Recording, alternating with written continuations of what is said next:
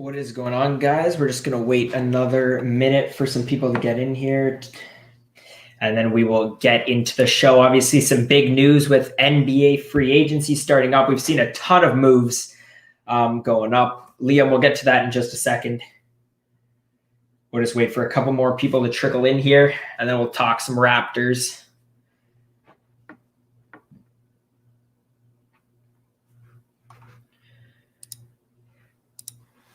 Everybody, if you're in here, drop down below, pop some questions, particularly about the Raptors. But if you have anything about NBA free agency in general, feel free to drop it below. And then we'll get to them in just a second, probably 7:10. Give it an extra minute, and then we'll get this underway.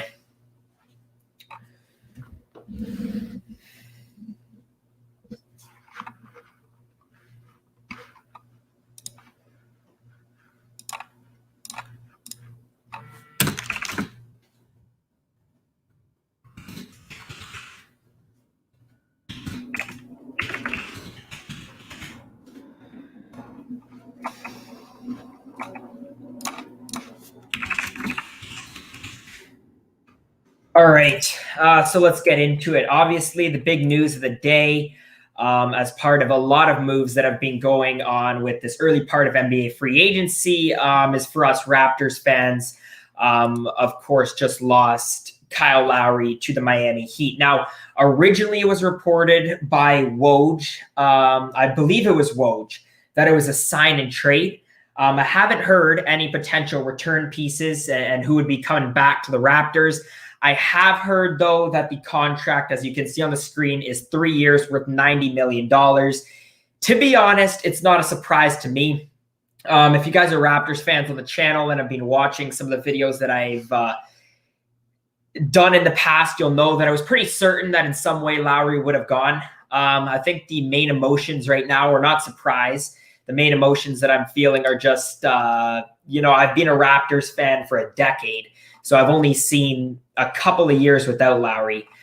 So it's just a strange feeling moving forward. I do think the Raptors will be fine. I think we got quite a few internal pieces that will be able to sort of fill in the holes everywhere. My guess, if I did have to make a guess for who we did get back for Lowry, it would be Dragic and probably Precious. I just saw Liam put that in the chat.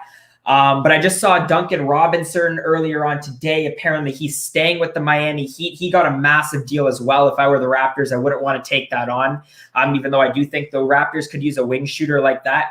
But yeah, Dragic and Precious are probably the guys that I would think.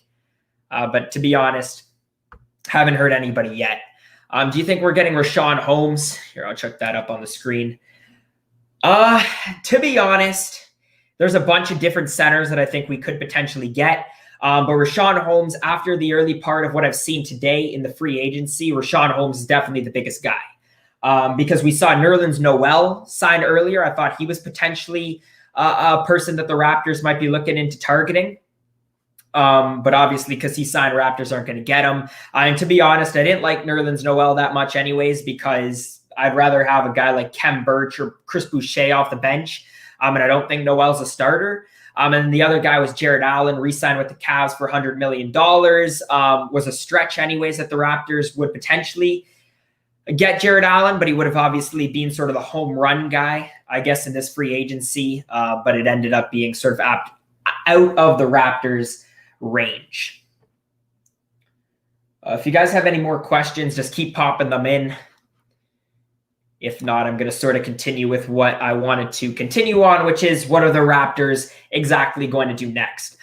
So internally, the Raptors have a few different options. The first one, that's probably the most obvious one, would be using Fred VanVleet at the 1. I'm not opposed to it. I'm not the biggest fan of it either. Personally, in my opinion, I like Fred VanVleet a lot better at the 2.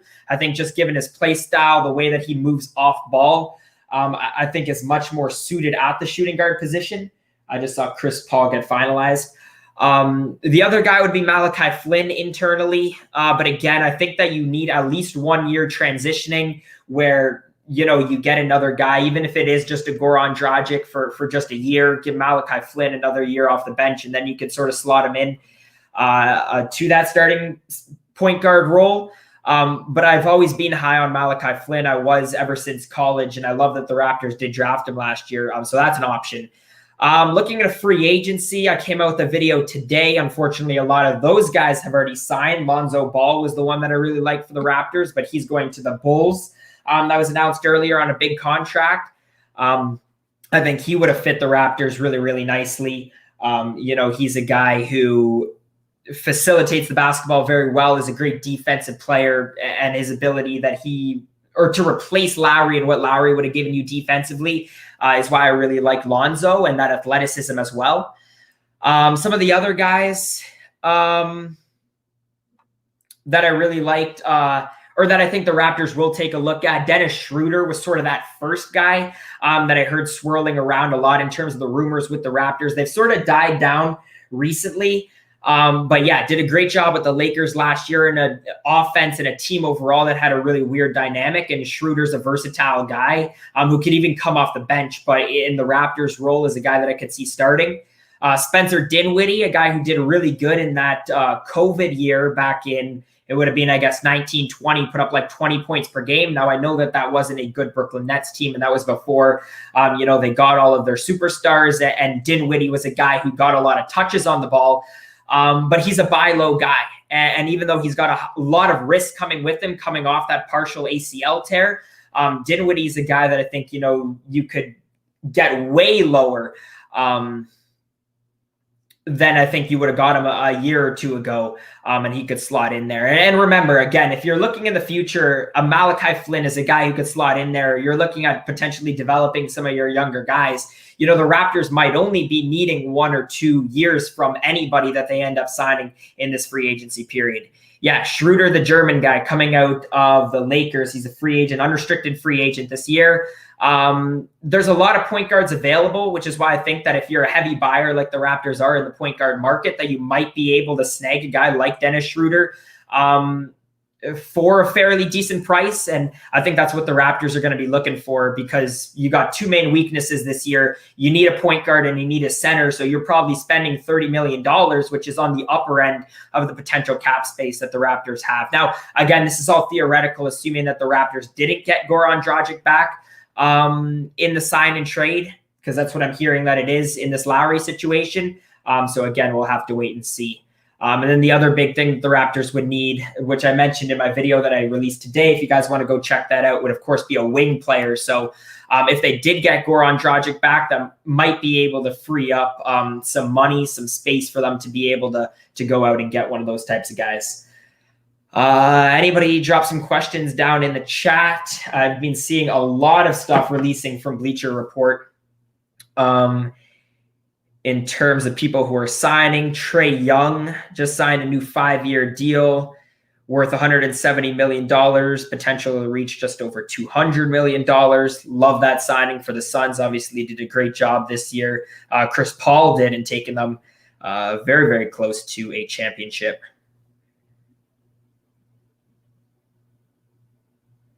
But yeah, if anybody has any questions about the Raptors, anything that you guys have seen today, I just wanted to come on really quickly and address sort of those Lowry rumors or what we've seen from Lowry today. But does anybody have any particular questions about the Raptors moving forward? Anything that you want me to go over? Just let me know.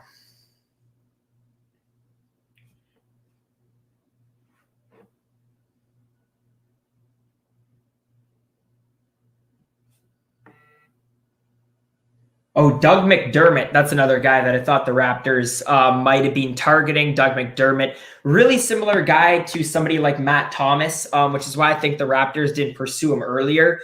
He just got signed 3 years, $42 million. McDermott would have been a decently solid wing player for the Raptors. He gives you that height. He's 6'7". He shot 40-something%, I think, every year since 2017, except this past year. Yeah, what did the Raptors get for Lowry? So at this time, we actually don't know. That's why everybody's stressing. My assumption would be Precious and Goran Dragic, because this Heat move did not come as a surprise to me at all. These are rumors that I actually heard yesterday after Goran Dragic picked up that that option, or was it Dragic who picked up the option or the Heat? I think it was the Heat who picked up the team option. But after that, it became apparent that the Heat were really becoming the front runners and leaders in this race for Kyle Lowry. But my guess would be Precious, because the other guy that I was thinking was Duncan Robinson. But Duncan Robinson apparently is officially staying with the Miami Heat, even though he just signed his contract extension today. Let me see if I can find this.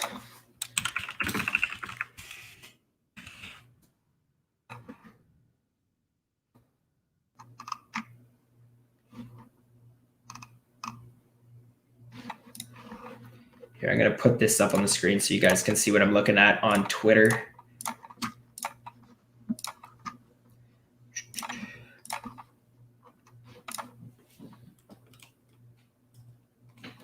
Yeah, so again, I still haven't seen exactly. All I'm seeing here is sign a 3-year deal via a sign and trade, but I haven't actually seen any names thrown in terms of who we're getting back on a return package.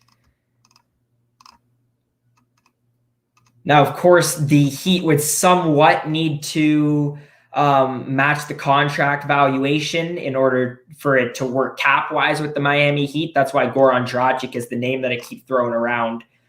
But let's look. If anybody has seen anything in the chat and you guys know who the Raptors have gotten back in return, feel free to drop that below.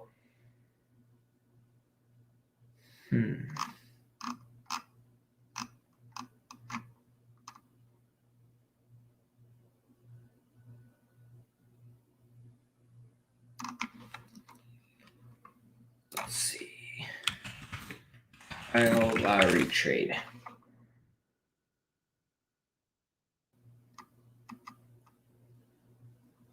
Yeah, I don't see anything here. So I guess we'll just have to wait and see for the reports to come out, which I'm sure they will later on tonight as this continues to develop.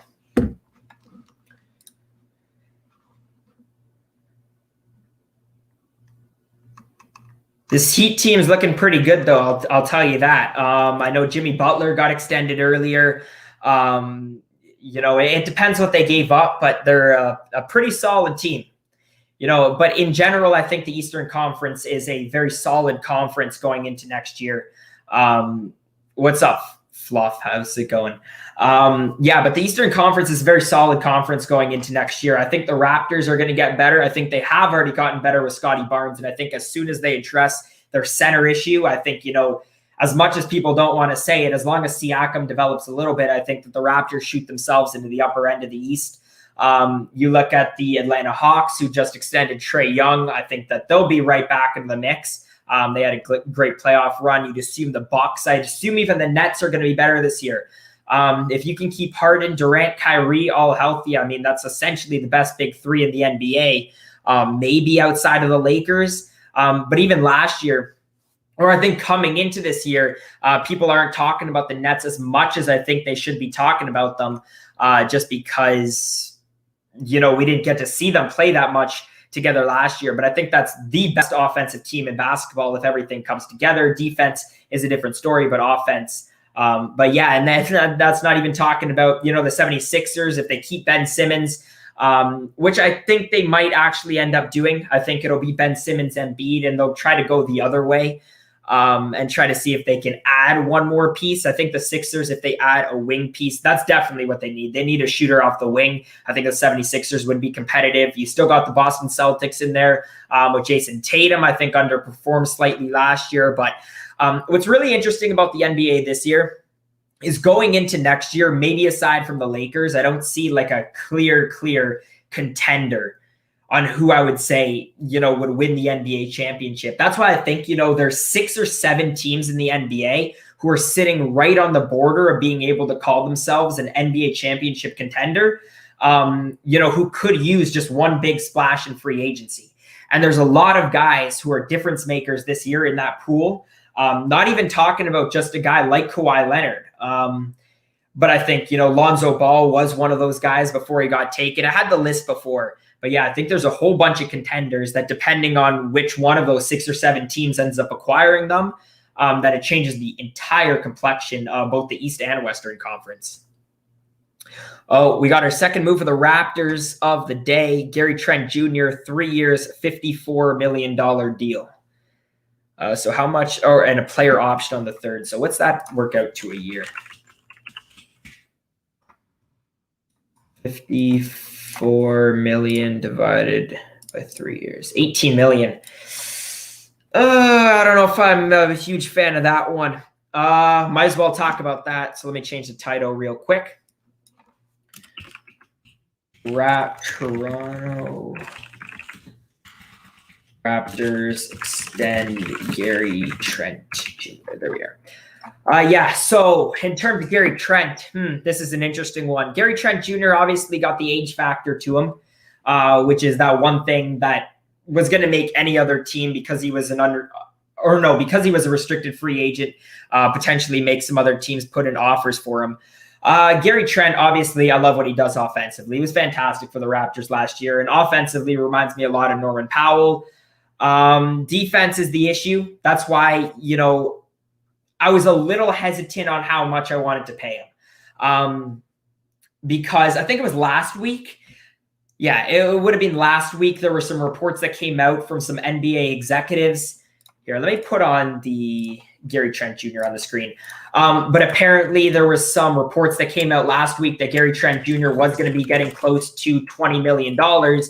And I didn't know how much I really wanted to do that, because obviously the Raptors now especially have to go out and get another point guard, have to go out and get a center, a wing player. And, the Raptors didn't have the most cap space, even though they were freeing up Rodney Hood, Aaron Baines. $18 million is like right on the border of probably what I would have paid him. I would have hoped that it would have been closer to 15. But I think this is a decent signing here for the Raptors. Let me toss this up here. Yeah, so there it is. That's the official deal per Woj, 3 years, $54 million. Again, if you guys are trying to do the math, works out to $18 million a year, which was $2 million less than the rumors that we were hearing about last week, but probably about $3 million a year more than I would have paid him. But I don't think this affects the cap too much. I think the Raptors still have a bunch to work with. I was working out the cap space earlier on in my video today, just to go over how much they would actually have to spend on a center. But I think the Raptors will be just fine. So we got 9 people in here. If anybody has any questions about the Raptors, about Gary Trent Jr., Kyle Lowry, about what we've seen in NBA free agency so far, make sure to just pop them down in the chat below. I'm going to keep looking for some updates. But until then, let's go over what are the Raptors looking like next year. So I would say point guard again is going to be a free agent signing. Earlier on in the stream, I talked about some of the different potential guys that they could have, in that spot from an internal standpoint, whether it be Van Vliet or Malachi Flynn. But, I genuinely believe that it comes down to where the Raptors internally believe that they are and how close you believe that the Raptors are to Eastern Conference contention.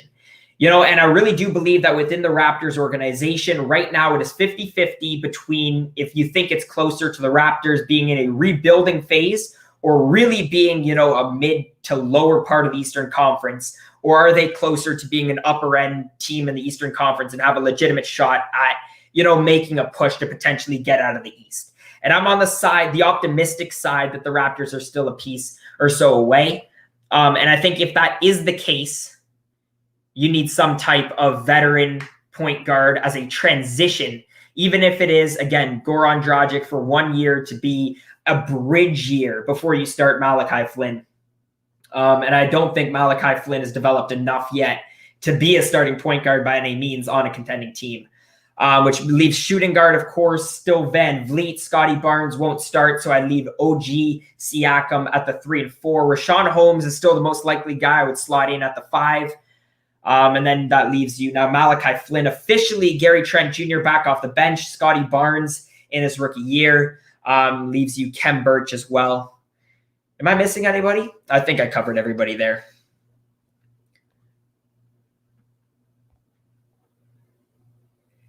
Guys, pop some questions down below.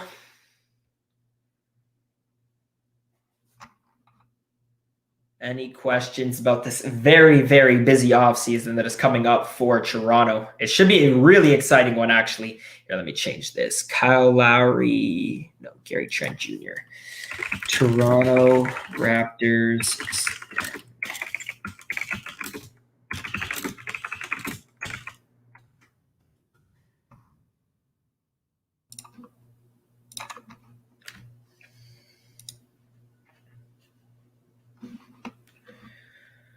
All right. If not, let's see what Twitter is saying about the Raptors right now and their situation. Oh yeah, you guys can see it. Okay. Let's see what people think about. Oh shoot, I gotta sign in. 1 second. Let me sign into Twitter.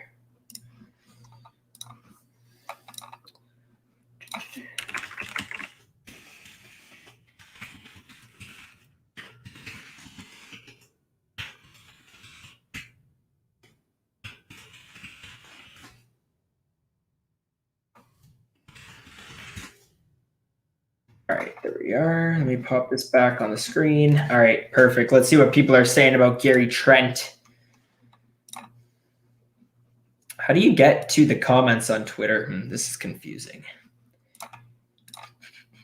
Whoops. Zach Collins just signed, another restricted free agent this year. Good deal, overpay, get the bag. How much? Yeah, seems like a lot of people are with me thinking maybe it's a tad too much for Gary Trent Jr. Again, I'm not opposed to it because I love what Gary Trent Jr. does offensively. It's just, can he expand his game? It's just, can he expand his game outside of being a pure scorer? Because I do think the defense is a big issue. Alex Len just signed 2 years with the Sacramento Kings. Guys, if you guys are in the chat right now, tuning into the video, drop down W or L. Do you guys like the contract for Gary Trent? Do you guys not like the contract for Gary Trent?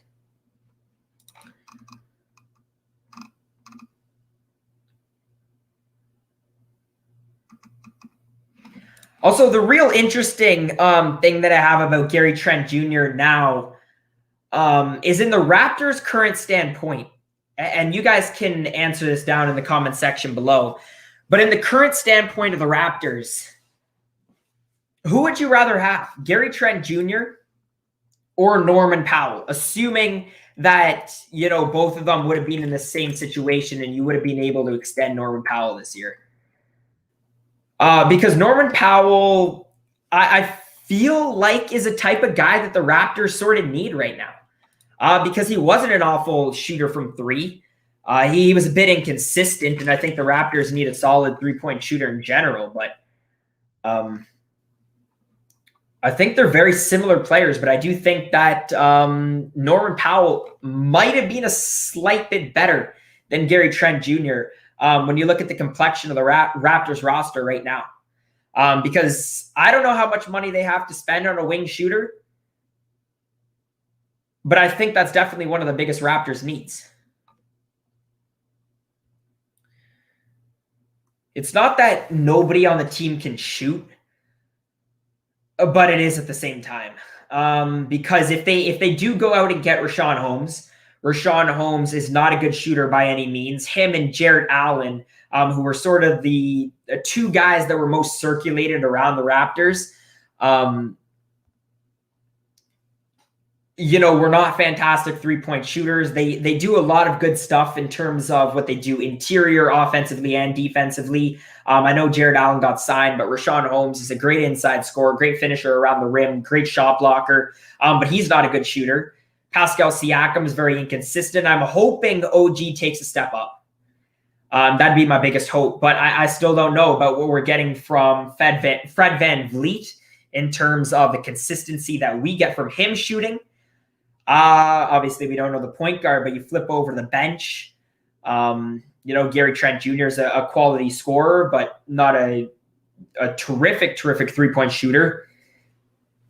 Scotty Barnes, the one weakness that he has is he needs to develop that shooting motion as he gets to the NBA level. So the shooting is definitely something that worries me. And I said this stat today in the video that I released. And actually, let me pull it up. Now, I know that when we talk about sort of last year, that it's a little bit tainted, of course, because the Raptors were missing so much time from some of their bigger guys. But the shooting concerns me. They were like 26th in effective offense. And they were like 26th in effective offense and 20th in total offense, which scares me because not a lot of people are talking about that, especially from the 3-point line. And the biggest thing that people are talking about with the Raptors is, can they be a better defensive team? And I agree with that. The Raptors definitely need to be a better defensive team next year if they want to be able to compete than they were last year. Because in the championship year, they were ranked like second in total defense. And then that fell all the way down to, what were they last year? I don't know, but it wasn't good at all. And they need to step that up. But I think they've already addressed that issue with some of the guys that they have, especially with a guy like Scotty Barnes, for sure, is a great defender. And I actually think their defense is going to be a lot better this year. So it's that wing that keeps shooting me. That keeps worrying me. That's the word I was looking for. Trade Van Vliet and other assets for Brogdon and Turner.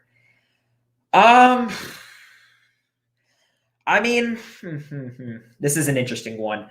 Brogdon is a guy that I like. I guess I would do it. I'm not opposed to trading Fred Van Vliet. I just think in the situation that the Raptors are in right now, that Van Vliet's a guy that you want to keep. But if you're getting a guy like Brogdon and Turner, you're addressing both your issues. And I don't know about the cap and all of that, but sounds good on paper. The thing that I don't like about the Raptors in terms of their guard play right now is, first of all, you don't have a guy like a true center. And not that a guy like Malachi Flynn isn't a true center, but even though the Raptors have a surplus of guards, which is a term that we've heard a lot sort of throughout the past month, even before the NBA draft, when we were talking about potentially drafting Jalen Suggs, we heard that the Raptors have a surplus of guards. But the thing is you can't really point at anybody and say, that's your point guard. No, Van Vliet, I say, that's the shooting guard.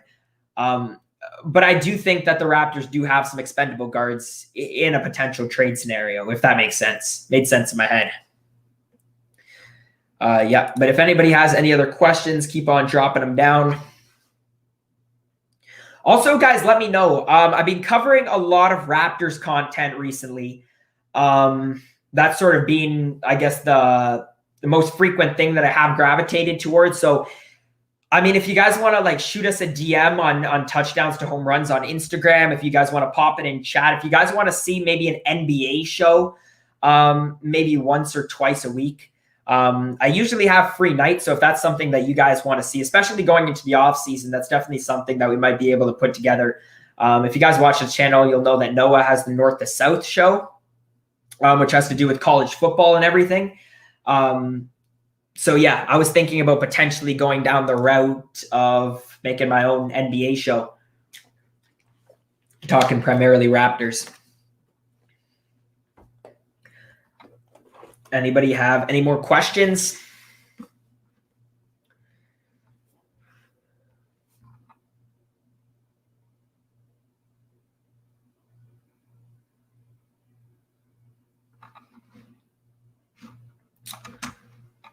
All right, let's address this real quick.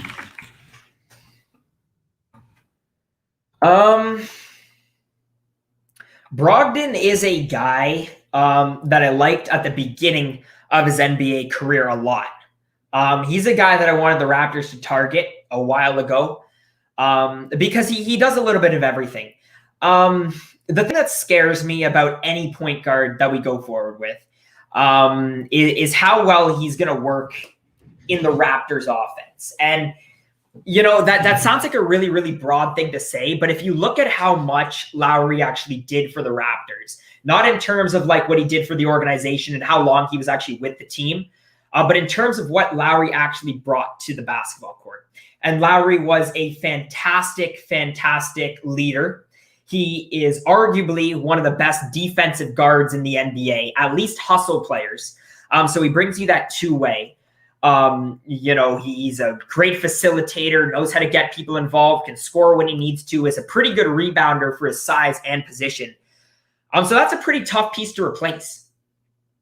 And, Brogdon, for example, which I don't know if the Raptors are actually going to look at or not, 21.2 points per game, 5.3 rebounds, 5.9 assists. I mean, on paper, it looks like it would fit in tremendously with the Raptors because obviously statistically he was very, very good for Indiana last year. My biggest concern, I'm not saying that Brogdon wouldn't be a guy for the Raptors. My biggest concern, though, with the point guard is getting a point guard who can run in a pick and roll offense. And I think that is the most important thing right now for the Raptors in a point guard. And why is that, you might ask? Because I want a point guard that helps Pascal Siakam develop. And I think you need a good facilitator and somebody who's also good, again, at pick and rolls, because you want to get Siakam as many touches as possible, but also as many touches inside as possible. That's why I keep bringing up Dennis Schroeder. That's why he's my favorite guy. That's why a guy like Goran Dragic, if he was the guy from the Miami Heat, I'm not opposed to that either, because I do think that he helps with the system and in terms of the Raptors that way.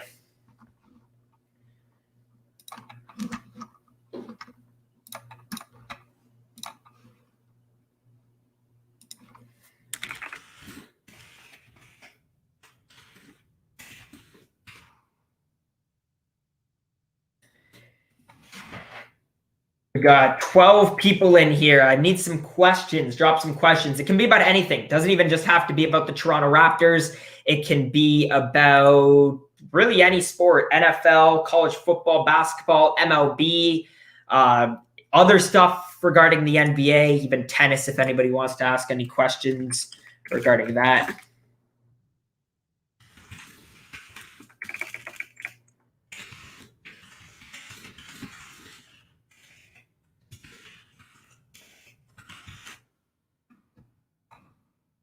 All right, there we go. There's our new banner. Actually, let me put an exclamation point.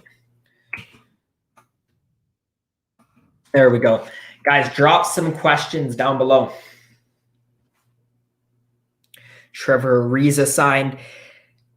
The thing about the NBA, and I always joke about this, is I forget what the term is used for this period that the NBA is in right now, but I find it just so silly.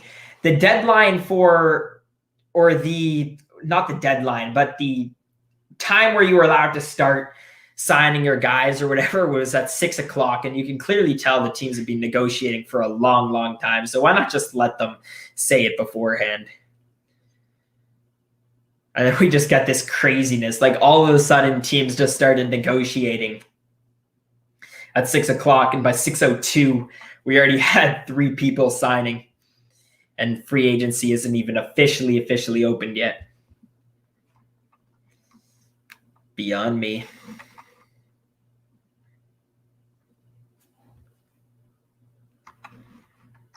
Anybody, any sports questions, put them down in the chat. Drop them below.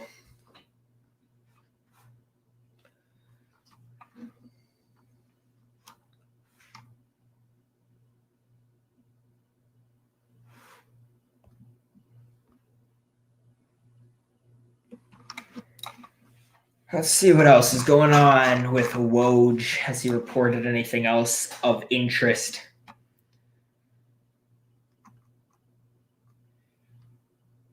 Nope. Seems like it's dying down. A couple of smaller guys have signed.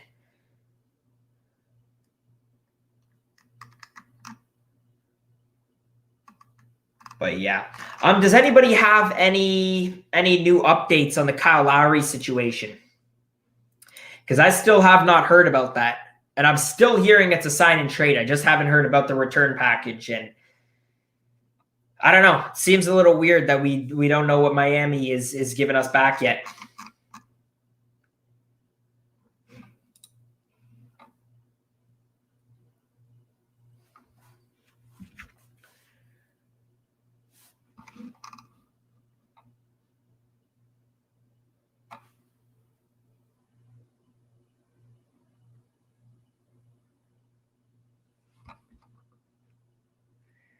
All right. Well, if not, then I'm going to flip the script. We're going to move on to the Toronto Blue Jays, who actually lost today, but returned back in Toronto, been playing some great baseball as of late.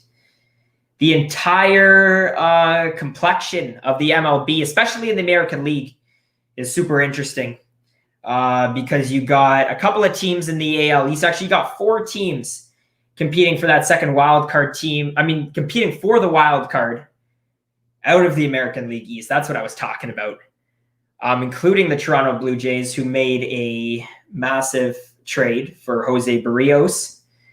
And then you got a couple of other teams as well. So it'll be really interesting down the stretch. Anybody have any questions about the Blue Jays?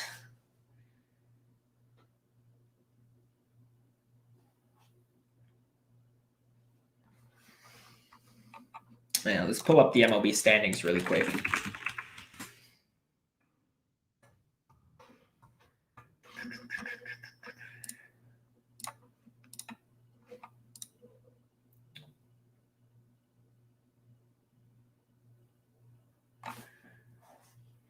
Oh, I think we might have a development on Kyle Lowry. 1 second. Everybody stay tuned. Okay, so what I have heard from Kyle Lowry is pretty much what I had thought. What I'm hearing is Goran Dragic, Precious, and a second-round pick, or another small player, or another player who has no real impact on the trade. So the main guys would then be Dragic and Precious. I mean, you guys can drop your thoughts down in the comment section below. Personally, I'm going to say it again. There's 2 different sides to this, in my opinion. I think the first thing is you got Dragic. Yes, he's 35 years old, but has done a decent job for the Miami Heat over the course of the past couple of years. Did a decent job last year, brings you that leadership, knows how to facilitate the basketball. And if it's only for 1 year, you can deal with the big contract and use it as a bridge year to gap into when you would start playing Malachi Flynn. I think that's the KJ. Who's KJ? But yeah, I would think that you're fine with using Goran Dragic for 1 year just as a bridge until you're ready for Malachi Flynn to be that point guard. The other things that I sort of have about this, obviously it's a lot of money. And now I know everybody was opposed to letting Lowry simply just walk away in free agency, but the thing is if you did let Lowry just walk away, all of a sudden you free up cap space. And even though you don't get anything back in return, now you can put that money back into a point guard that you actually want. So if Goran Dragic wasn't that guy, you would have had an extra $20 million or whatever it is to go after a Dennis Schroeder, a Dinwiddie, even Alonzo Ball before he signed with Chicago was potentially something that you might have been able to negotiate. Precious is obviously a young guy. If you guys have watched the channel, you'll know that I'm a big college basketball fan. So obviously I watched him prior to the 2020-2021 season. Last year wasn't phenomenal. Only played about 12 minutes. But wasn't fantastic. He played 12 minutes for the Heat, 5 points, 3.4 rebounds, 0.5 assists, but only 21 years old.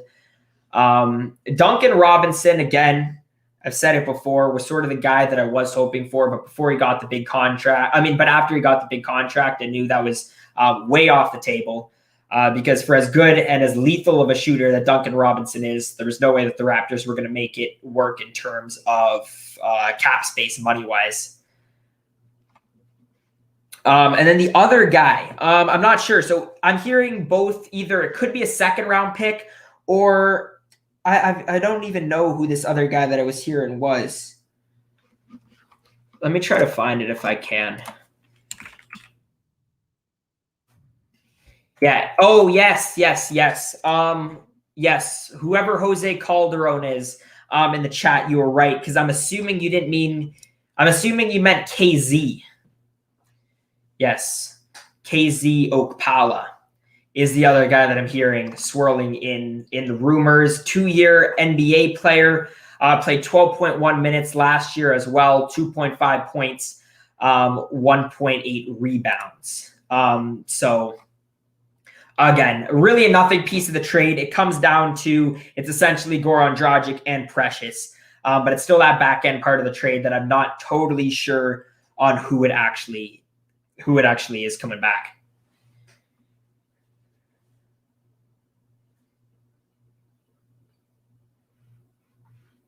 Now, if I could find Woj confirming that, that would be phenomenal. Yeah, so we just got a whole bunch of new people in here. I saw our viewers just shoot up for a second. So if you guys are just coming in, from what I am hearing right now, then now this is unconfirmed by Shams or Woj, but I am hearing Goran Dragic, Precious, and either a second-round pick or KZ Okpala. Hopefully I'm saying that right. Malachi was good for us. You'll probably start with Van Vliet, Gary. Well, I guess now if you get Gary Trent, I mean, if you, oh my goodness, everything's jumbling up now. I would say now if you got Goran Dragic, he's your starter. And I still think, like, see, the thing is everybody thinks that because you're putting a guy, Dwight Howard to the Lakers. See, the thing is that everybody thinks that because you're putting Malachi Flynn, or because you say Malachi Flynn's coming off the bench, that, you know, that means he's not going to play. And I think that Malachi Flynn is a guy that's definitely going to get 20 minutes next year for the Raptors. I just think it comes down to who's a better guy to help Pascal Siakam in terms of who's a better facilitator of the basketball. And I still think you want your better leader out there next year, especially with it being a big transition year, having it now move on from Lowry. Goran Dragic he's 35 years old, but he still is an effective basketball player.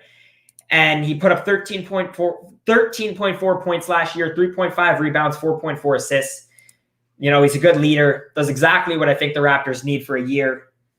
And then after next year, potentially, that's when I believe that Malachi Flynn will start. Yeah, so I just saw Dwight Howard to the Lakers, Solomon Hill to the Atlanta Hawks. Let's talk Lakers for a second, because Lakers are an interesting team. And they're a team that I was very low on last year. Because I thought the whole complexion of their roster was very jumbled up. And the way that their roster was built just made no sense. Not that they weren't a talented team, but the Lakers, especially their bench depth, was not good. I thought they had a lot of issues in terms of their center position. And yeah, it just didn't work. So here, let me share this. Oh yeah, you guys can already see the screen actually. Perfect.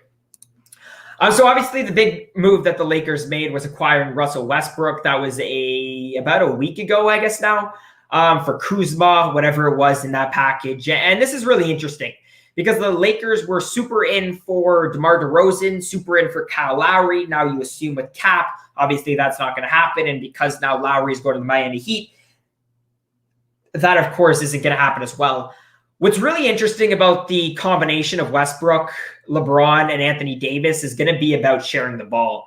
You know, it's Russell Westbrook and LeBron James, who I think have had like 2 of the 3 highest triple-double totals over the course of the past several years. So I think that tells you everything that you need to know. And then Anthony Davis had a bit of a down year last year, actually, even compared to a guy like Kelly Olynyk. We did something on our Instagram comparing all of those guys. But it's going to be interesting because we have seen Russell Westbrook play off the ball a little bit. He did slightly do so with James Harden, which is why I think it could work. But I still think, I don't know, it's such a weirdly built team. Caruso at the shooting guard, Drummond at center. You know, I saw something the other day, and it was actually so true. Andre Drummond is like the only guy in the NBA who could put up 30, 20, and you still wouldn't think he impacts the game. And then bench, Schroeder, Wesley Matthews, Horton Tucker, Morris, Gasol. I mean, it's not awful. I definitely think that this team is better than their team last year, but I guess we will have to wait and see. That's why you play out the season.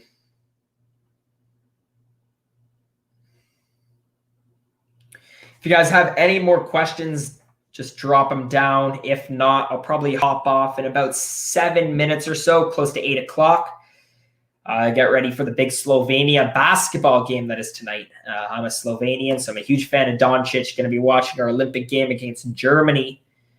That's at 9 o'clock Eastern time, if any of you guys want to tune into that.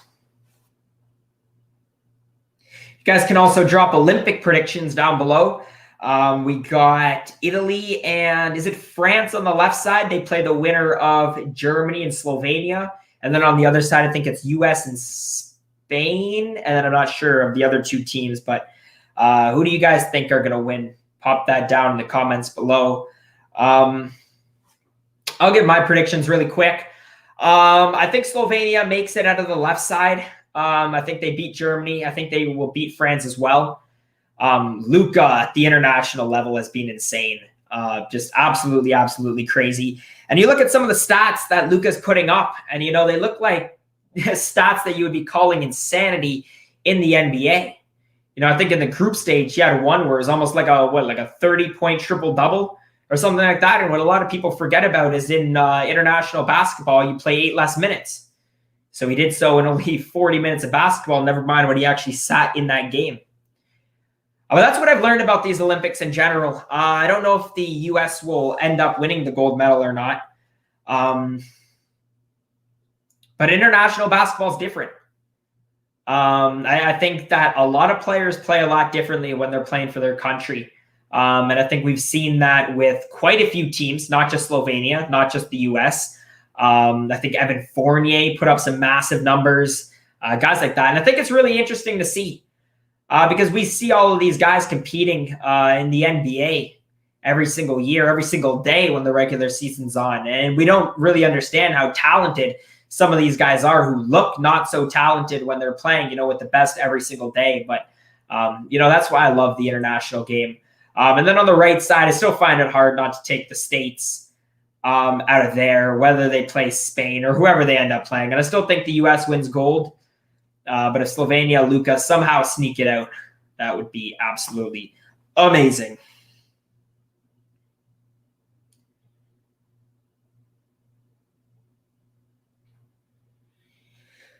I'm going to be getting off in 4 minutes or so if nobody has any other questions.